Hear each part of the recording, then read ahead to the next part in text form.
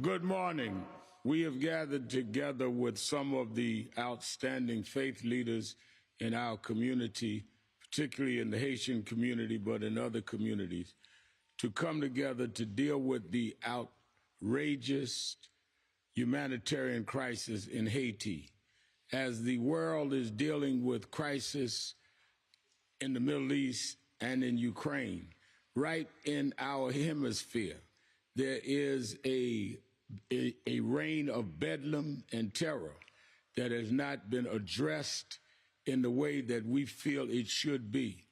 So we gathered faith leaders that in many ways are the backbone of the Haitian American community. There is no city in this country that has more Haitian Americans that have relatives in Haiti that are living under this threat than in New York City.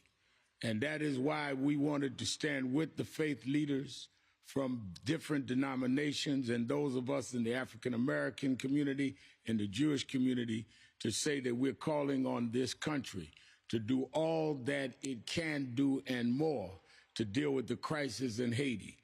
We have calls into the White House and other aspects of the federal government to deal with the crisis in Haiti. There is reports that gun trafficking from Florida is providing arms for the gangs. There's been the offer from the nation of Kenya to send 1,000 military personnel to Haiti to help stabilize it. That's being blocked by some of the Republicans in the Foreign Affairs Committee of the Congress. That money should be released immediately. Congressman Greg Meeks and others are working on that. And there needs to be investigations immediately on whether gun trafficking from Florida or any part of the United States is in fact happening and those parties be apprehended. It is in that spirit that I had called yesterday our mayor who's been talking about it. The mayor and I have been in issues of Haiti for the last 35 years, from dealing with hurricanes, to dealing with Abner Louima, to dealing with other issues. The difference is we used to be on the other side of the gate raising these issues. Now he invited us inside so he can address this with his constituent faith leaders. I bring you the mayor of the city of New York, Mayor Eric Adams. Thank you so much, Reverend Sharpton, and those leaders who have joined us. And in particular, just want to really point out Councilwoman Mercedes Narcisse, who's of Haitian descent, and Councilwoman Rita Joseph, who are both here, and they have continuously, even though they represent their constituencies, they have continuously raised the issue around what is happening in Haiti. Several years ago, when I visited Haiti after the hurricane, you saw the resiliency of the people and just their desire to make sure that their country received the resources and the support that the international community should be providing. And then long-term advocates for Haiti, going back seeing Pastor Nicholas, who's here from the days of when Abner Louima, he and his dad, Bishop Nicholas, were using their church as a meeting ground to really mobilize the communities. I think Reverend Sharpton pointed out something that is extremely significant. Far too often in this hemisphere, weapons that are made here in America are being used not only what is taking place in Haiti, but in Trinidad and other the Caribbean countries. The Caribbean diaspora is finding itself under a siege for some of these weapons, but specifically when gangs are using these weapons to bring about havoc in the country. It impacts not only those who are in Haiti, but what I would continue to say, but the Port-au-Prince of America is New York. Largest Haitian population resides here in our city. Many of them have family members who are currently still there. We receive reports of members of the law enforcement community and members who have loved ones who can't get home. This is very much a New York issue, and it is an issue for the entire national government because this is our hemisphere. It is so important that we deal with the issues in Gaza and deal with the issue in Ukraine and some of the other wars that are playing out on the stage of our globe. But this is in our backyard. It's in our backyard, and many of the residents of Haiti are from New York City, from Miami, and from other parts of the Americas. And it's imperative that we have an immediate response. We cannot ignore it and act like it is not taking place. It is traumatizing loved ones and family members who are here in New York City and other parts of the country. We have an obligation to have ATF and other federal agencies investigate the flow of guns that is proliferating the island. We have an obligation to make sure that we withhold any form of deportation of Haitian residents so they are not sent back, particularly during the time of destabilization that's taking place now. And we have an obligation of giving our expertise how to bring a level of normality to the country at this time. Haiti, the Haitian people are our neighbors. They're very much part of what is taking place in this hemisphere, and I think it's imperative that all of us come together, our faith leaders and the organizations that stand behind us as we communicate this issue. And I think it's profound that not only do we have Rabbi Potaznik from the Board of Rabbis, but we also have Bishop Bernard, Reverend Bernard, Pastor Bernard, from one of the largest churches that we have here in the country, if not in the city, also adding their voice. We cannot consider ourselves to be people of faith and watching what is playing out in Haiti at this time. And that's why we're coming together to call for an immediate response, not a long-term think through the problem. There are immediate things we can do right now. Stop the flow of guns, stop the deportation, give the expertise on how to stabilize the community, and give the resources that are needed at this time. And again, Reverend Sharpton, thank you for bringing us all together to really hone in on this important issue that's taking place in our hemisphere. Let us hear from Reverend Sam Nichols, one of the outstanding Haitian American leaders in our community. First of all, I want to thank Reverend Sharpton for putting this together in less than 24 hours after we met with him yesterday. Honorable Mayor Adams for hosting this meeting here today. Haitian council members that are here, Farrah Lewis, Rita Joseph, Mercedes Narcisse, and our Jewish leaders, Muslim leaders, African-American leaders that are here.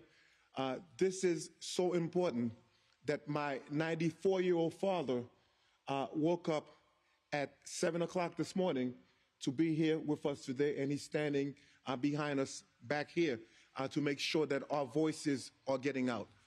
So to all our faith leaders that are here this morning, thank you for standing with our Haitian community. Why are we here? We are asking for immediate help for Haiti. Haiti has turned into a country where we have people that are armed with guns that we did not mass produce, that we did not produce in Haiti, that are fighting with people with machetes. And every single day, people are waking up to people being shot, people being killed in the streets. When speaking to pastors in Haiti, as I did last night, they have to leave their homes daily. Daily, they're leaving their homes. If they were in one place, as the gangs are moving closer, they're having to leave their homes to find someplace else. They cannot use their cell phones because they're being tracked. So Haiti is in a state of anarchy, and we are calling here today for immediate help. Whatever help that the federal government can do to release the money that is allocated to Haiti so we can have, whether it's the Kenyans or international force on the ground, helping to put security in Haiti. This is the primary reason that we are here. There is bloodshed every single day in Haiti, every single minute. And I assure you, right now as we are speaking, I'm sure that someone is being killed, someone is being slaughtered right now as we're speaking. And we are here today standing with faith leaders asking for the bloodshed in Haiti to stop. We are here asking for the country that Haiti helped to build, the Louisiana Purchase, is because of Haitians, because of 1804 that we rose up, the only successful black revolt that was done After that, the Louisiana Purchase was done. We helped this country. We helped to build Chicago. So right here, we are asking back here to help. Second thing we're asking, my 2 points, second thing we're asking for the United States government to help to put back democracy in Haiti. Elections need to be done ASAP, as soon as possible, so we can get a country back and running. Thank you for being here today. God bless United States of America. God bless our island of Haiti. And thank you all for coming out today. We will hear from Reverend Maurice Jean-Pierre. I'm sorry. I'm looking for you over here. Thank you, Reverend Al Sharpton and Mayor Eric Adams and all of our elected officials. I'm a Haitian pastor in the Haitian community, and each and every day we hear horror stories coming out of Haiti of family members having loved ones kidnapped, murdered, raped, and all sorts of violent atrocities occurring. We are here standing to let our United States government know that Haiti needs your help now. We do need an international force going in to help clean up the mess and help dismantle the gangs and help those gang members who are wearing ties and those who are wearing suits and those who are wearing sandals, whichever level of gang members they are, they need to be dismantled in Haiti so that we can have a security. We have a police force that needs to be rebuilt. We have a military that was reinstated back in 2017. They need to be reinstated. We need to have security in Haiti. We need the Americans to come in, the international force to come in, and to bring support so that we can have free and fair elections. We also want to highlight how we need the Haitians in the diaspora to be at the table. It is so important. We send remittance to Haiti. We need to be at the table to have a decision in the future of Haiti. We also need the Haitian Criminal Collusion Transparency Act to pass in the Senate. This way, all of those actors who are helping to bring violence in Haiti are listed, and everyone knows who they are. So we need help. And we're asking the government to please step up and do what is right. And after they've stepped up and done what is right, they need to exit the country and allow the Haitian people to lead their country and govern their country. God bless you. Now we will hear from one of the preeminent faith leaders in our country and in our city who has this morning been elevated now to the title of Bishop, Reverend A.R. Bernard. Thank you, Reverend Sharpton, for that elevation. Good morning. I'm here to join with my colleagues in ministry, elected officials, to stand in solidarity against the crisis that's taking place in Haiti. We are praying for the Haitian people and their families, and we have faith in those prayers. But the scripture says faith without works is dead. I have a question when it comes to seeing an individual who can't afford a pair of shoes, can afford an AK-47 to exact violence within the community. So we're calling upon the American government to intervene against the flow of guns into Haiti. And we're standing together in solidarity to do something, not just offer our prayers. I'm very excited about the fact that part of this solidarity today is a representation from the Jewish community. Too often, there's an accusation that one asks to stand with the other, but in times of our crisis as people of color, they don't stand. But I'm glad to say that they're standing with us today. And with that said, I'd like to invite my dear friend, Rabbi Joseph Potasic, to share words.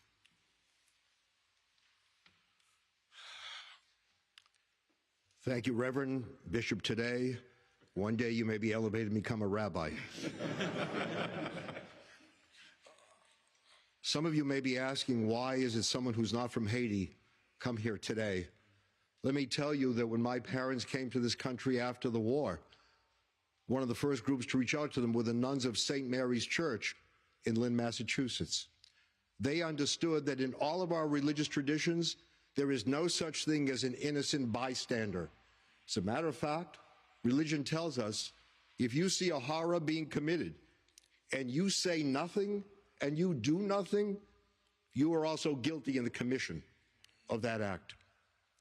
So when the Bible says you shall love your neighbor, it doesn't qualify it and say your Christian neighbor or your Jewish neighbor, because all of us are neighbors, and as we heard today, the Haitian community certainly is part of the neighborhood. One of the most important words we should remember is the word and. As a matter of fact, when you look at the Jewish Bible, the original Bible, the word and connects one part to the other. And that's who we are today. We're all in the spirit of and. We are connected to each other.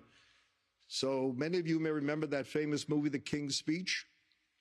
In it, the most important line is, I have a voice. Clarence Jones, advisor, speechwriter for Martin Luther King Jr., said, the most important commandment is, thou shalt not be silent. We come here today with our voices. We will not be silent until the people of Haiti can live together in peace. Thank you. Again, we thank all that have gathered, and again, we repeat, we stand in unity, and we thank the mayor for convening this to show that we stand with Haiti.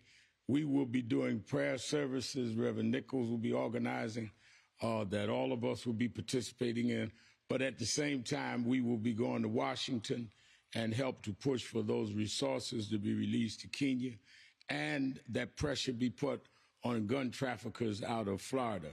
And when safe, we will be having a delegation that I want to be a part of that will actually go to Haiti.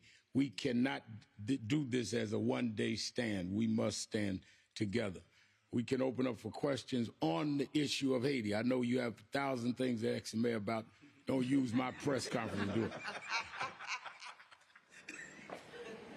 Reverend Sharpton, you have a relationship with the White House. What has the president and his aides been telling you in response to your request for intervention? I know the Floridian officials have been pressuring him as well. I talked to someone in the White House on yesterday. I'm going to Washington tomorrow as a guest of Senator Gillibrand on something else. I expect to speak to senior White House officials. But they know of this press conference, and they know that we are very concerned that they intervene, in, particularly on the question of gun trafficking. You need action, but that you haven't heard anything responsibly. No, I would expect when I'm in Washington tomorrow, I will get more. Thanks. Maybe for both the mayor and you, Reverend Sharpton, when you're speaking of intervention from the U.S. government, are you talking about U.S. military involvement or something else? Do you want to see U.S. I think that we very clearly said we want to start by investigating the gun trafficking, and secondly, the resources that are available, like Kenya. I don't think we've gone further than that. If they can start there, then we can see what else is necessary. All right. Thank you very much. Thank you.